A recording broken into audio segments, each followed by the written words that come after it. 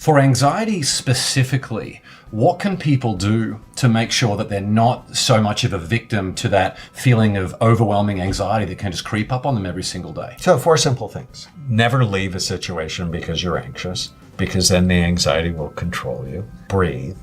Like 2 minutes, 3 times a day. 6 minutes. This will save you like thousands of dollars in therapy if you do this. It's the 15-second breath for 2 minutes.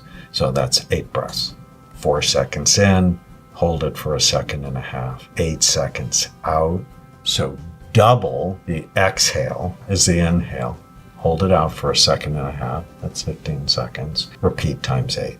It just feels like you took a Valium without any side effects. Do that 3 times a day, your level of anxiety is going to go way down. And then whenever you feel sad, mad, nervous, or out of control, write down what you're thinking. And then just ask yourself if it's true. And learning to kill the ants, the automatic negative thoughts, it's miraculous. I was 28 years old, and in my psychiatric residency at the Walter Reed Army Medical Center in Washington, D.C., and the professor was teaching us about cognitive behavior therapy. And he said, you have to teach your patients not to believe every stupid thing they think. And I'm like, well, I believe every stupid thing I think, which caused a lot of suffering because I'm masterful, used to be masterful at predicting, well, what's the worst possible thing that could happen? And then I would make it worse still. When you write the thoughts down and correct them, because I'm not a fan of positive thinking.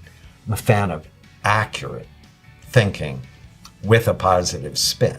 It's just so helpful when you don't have to believe the nonsense your mind generates. And then there's another day in the book. The book is 366 short essays on the most important things I've ever said. It's like, if you spent 10 minutes with me every day for a year, what would I teach you? One of the days is give your mind a name. It's based on a concept called gaining psychological distance from the noise in your head.